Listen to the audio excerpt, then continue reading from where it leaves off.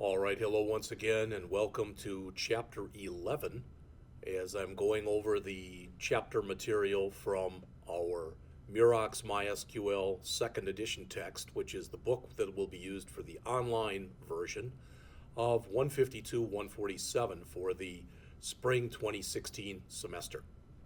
All right, so I've already gone over all 19 chapters, the PowerPoints for the text, and I'm going over the first 12 chapters because those are the only ones from which I'm going to give any homework.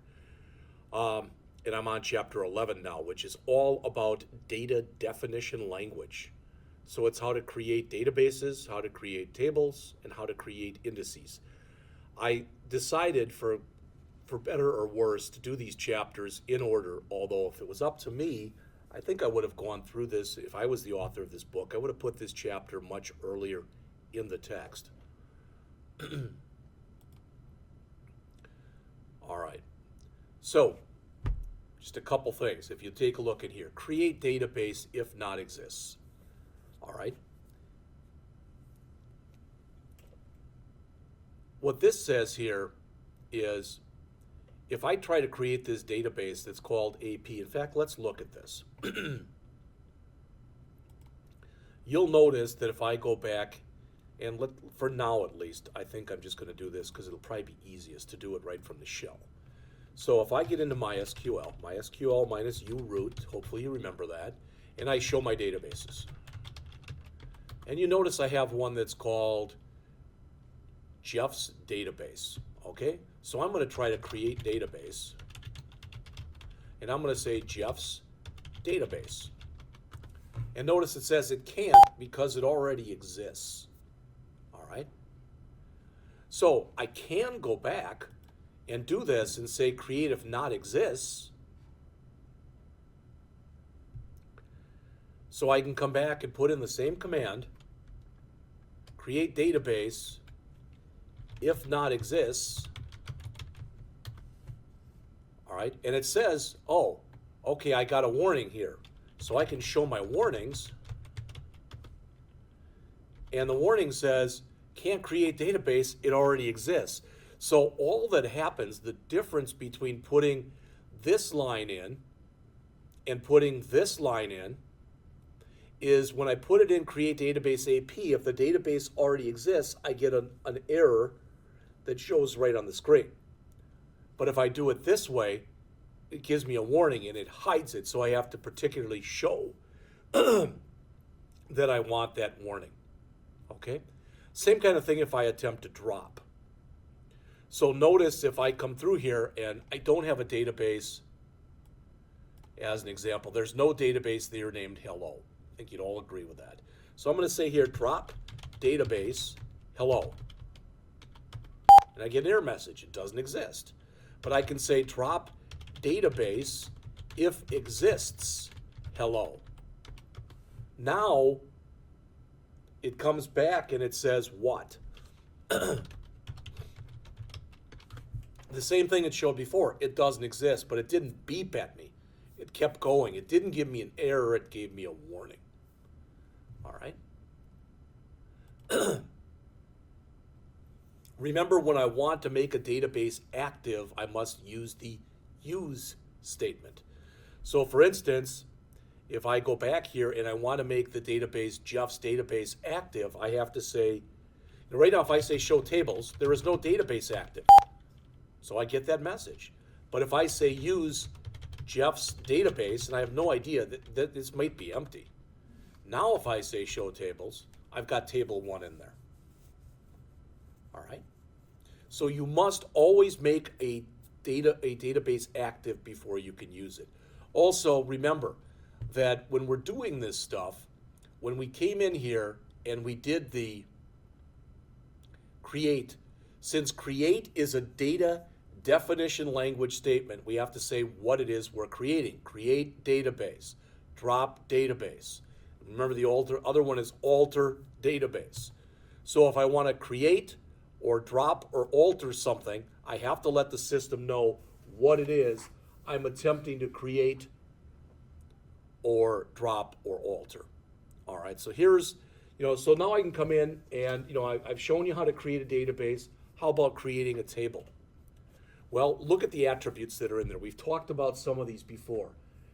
If we put in there not null, that means that that particular field, if I put into one of these fields here, not null, so if I put not null, let's look at the vendor name, for example. That means I cannot leave that blank. All right? If I put in unique, that's not the same thing as primary key. The difference between unique and primary key, there's a couple. One difference is I can have as many unique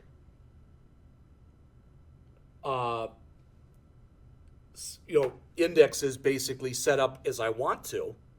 That's one, where I can have only one primary key set up, even though it can have multiple fields. The other is, technically with unique, I can leave one null because null is unique. All right, let that sink in for a while. There's defaults if I want to put default values in. There's a default, right? Payment total defaults to 0. All right, and there's auto increment.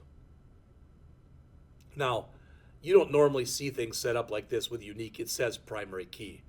Okay, so that normally would just say primary key right there.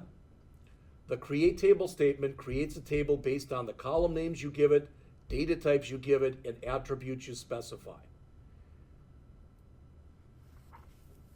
When we've done everything that we've done right here, we're doing it at what's basically considered to be at the column level right here. All right, and typically, again, we wouldn't put in there like we showed unique, we'd put in primary key. These are all column level constraints because as we're identifying a column, we're putting in the constraints. If we put in our constraints after, so notice the difference. Here we said primary key up here. Here we set it down below. Then it's called a table level constraint. There's absolutely no difference between that vendor ID and this vendor ID that's here. All right, but if I have a primary key that consists of multiple fields, I must do it this way. So if it was both vendor ID and vendor name, I'd put that in there and I'd say vendor ID, comma, vendor name inside of the parens. Here's an example right here. Remember what a foreign key is. What this literally says, not that example. Let's see, do we have a foreign key example yet? Maybe I've got to jump ahead a little. All right, so what this says is I've got a table named invoices. The table named invoices has 3 fields set up. All 3 of those fields have column level constraints set up. The invoice ID is an integer, which is a primary key. The vendor ID is an integer, which can't be null. The invoice number is a varchar, max size 50, which can't be null and must be unique. But we also have a constraint in here that says the vendor ID that's here references the vendor ID that's in the vendors table. Well, what does that mean? It means 2 things. First of all, the vendors table has to already exist. So I must create the vendors table with a vendor ID field in it before I can create the invoice table. So that's the first thing. The second thing is it's saying that I've got a one-to-many relationship set up between vendors and invoices, where vendors is the parent table and invoices is the child table. So this vendor ID here is going to be a primary key, where this vendor ID here in my child table will be a foreign key.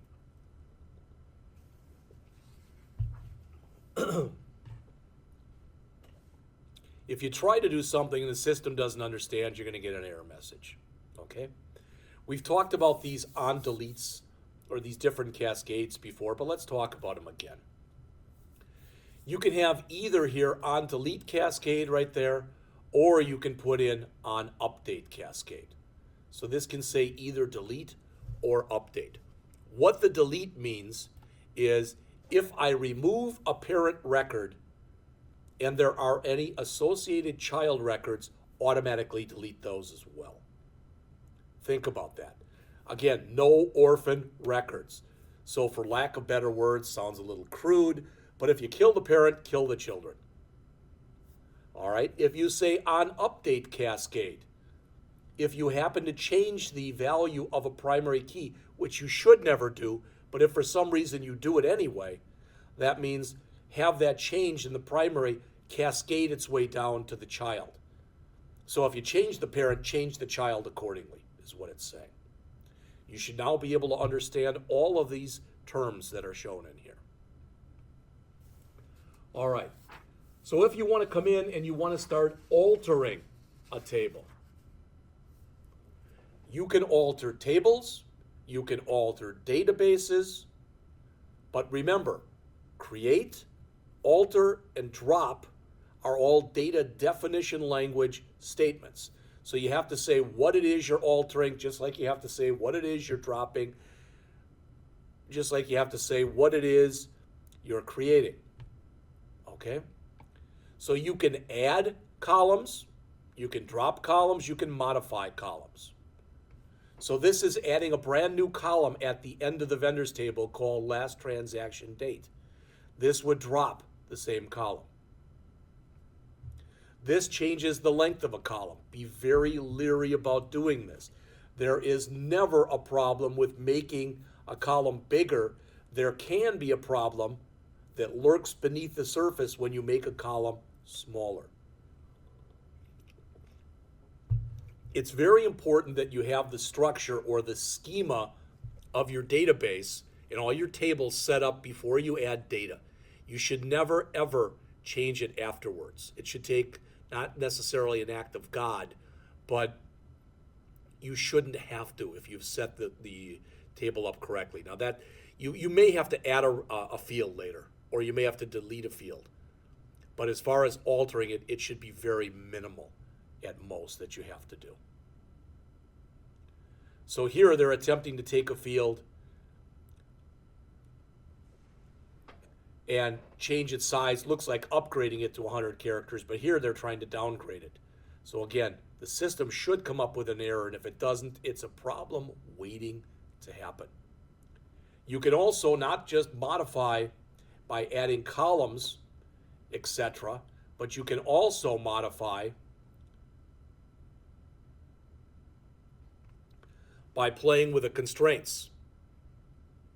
So you can add primary keys, drop foreign keys, add foreign keys, drop primary keys. Now, a couple things about that I really didn't mention before and probably should have. Notice when they came in here and they created this foreign key. You name your foreign keys. And notice, since it is going to be involving the invoices table and the vendors table, they called it invoice foreign key vendors and separated it with underscores. That's a good name because it's saying that invoices is a foreign key for vendors. You should always do this when you're setting up foreign keys. Give it good names that are descriptive of what it is you're trying to do. All right. There's some alter examples in here, but let's just go in and talk about indexes. Oh, I guess you can rename a table. All right, you can, these two things, these two commands that I'm about to show you, that if I say truncate table vendor, and I say, let's put a semicolon at the end, or I say delete, not drop, but delete table vendor. They do the same thing. They both remove all the record information from the table, but they both delete all the data, but they leave the schema intact. If I say drop table, and this is not, I'm sorry, this is delete from vendor. If I say drop table vendor, this removes data and schema. This removes data only. This removes data only. So why would you want to use truncate versus delete? All right, truncate was actually created as a command to remove all data in a database. It'll typically work faster. So if you've got a table with thousands or millions of records, this will normally run faster than this one will. These are both examples. Even though truncate technically isn't a data manipulation language command, it still is. I know that's kind of a weird statement. This is a data definition language. This is data manipulation language. And this is kind of a data manipulation language also, because these are data only, and this is data and schema. So I should really put there and. Okay. All right. In index, the reason that you create indexes, for lack of better words, is so your queries run faster. All right, especially your select queries. So fields that are going to be used a lot in different kinds of queries. So if I'm constantly running queries on a vendors table that has state in it, and I'm using state in my queries all the time, I may want to set up an index for state, because it speeds up joins and searches by providing an internal way for the DBMS to go directly to the row rather than having to do what's called a full search, where it goes through every row and then just grabs what it's looking for. Again, it's like a dictionary in the book, because it can go right to where, right to where it's looking for something. So you can create indexes. They can be unique, but they don't have to be unique. You drop indexes. When you create a table, and you drop the table, the indices or indexes are always dropped automatically also. So here on pages 331, 333 in your book, the author shows in here the script that creates the AP database. So again, drop the database if it exists, create the new database, now it's new, AP, make it active, create this table, and here's the schema, create this table, and here's the schema, create this table, and here's the schema, create this table, and here's the schema, create this table, and here's the schema, and you'll notice that we also created an index in here. All right, now after you've done all that, then you're ready to add the data. You always, always, always should take a lot of time, and look through whatever it is you're trying to do, set up the schema, take your time setting up the schema, all right, and make sure that what you've done is the right schema. In other words, at least at this moment in time, it's got all the fields you need. The fields are of the right data type and they're of the right size. Things may change in the future for which you have little to no control, but for right now, it's as good as it can be. You do that, you save that, boom, then you add the data, all right, which are your records, etc.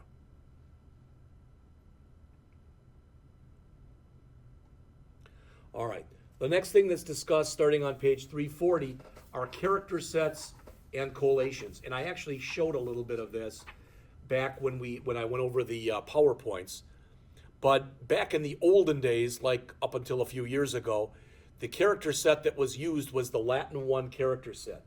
A character set basically determines which characters can be stored, by a system, and how many bytes are used for the storage. Every character set also has a corresponding collation that says internally how this stuff is going to be done. All right. The old way was Latin 1, but that covered only the Western languages and not Eastern languages. The new way is UTF-8, which handles everything. Don't worry about collations. They're not things you're going to have to touch, dink with, or anything else. If you want to see the different collations, you can do a show collations, and you can do a show char set if you want to see what's available to you. Okay? The last thing that's discussed in the last 4 pages of the chapter, starting on page 346, are different storage engines. All right, and this one I am going to show you. So I am going to go back to here, and I showed it also previously in the PowerPoint lecture. But if I type in here, show, is it show engines? I don't remember. Those are the different database engines I could use. Federated, MRG, my ISAM Black Hole, CSV, Memory, Archive, InnoDB, and Performance Schema. Now, I'm not going to lie to you. There's 3 in here that I've only ever used. They are my ISAM, Memory, and InnoDB. So those are the only 3 I'm going to concentrate on. And the memory is just a scratch pad. So if you want to use things temporarily, and it can have very fast access. So that's it for memory. Let's just concentrate on the 2. Up until about, I think it was MySQL 5.4 or 5.5, something like that, my ISAM was the default storage engine. With my ISAM, you can do a lot of searching very quickly, but you can't work with foreign keys. If you want a table to support foreign keys, then the storage engine for that table must be InnoDB. As time has gone on, it's become more and more important to work with foreign keys, so the default has changed from my ISAM to InnoDB. And if you follow the stuff that's in here, that's pretty much what they talk about. All right? So that pretty much is it for Chapter 11. When I come back, it'll be the last chapter I'm going to go through, which is Chapter 12, which will talk about how to create views. We'll learn to create views, what a view is, why use a view, the importance of views, etc. All right, and again, I define a view as being a saved query. We'll be back with that very shortly.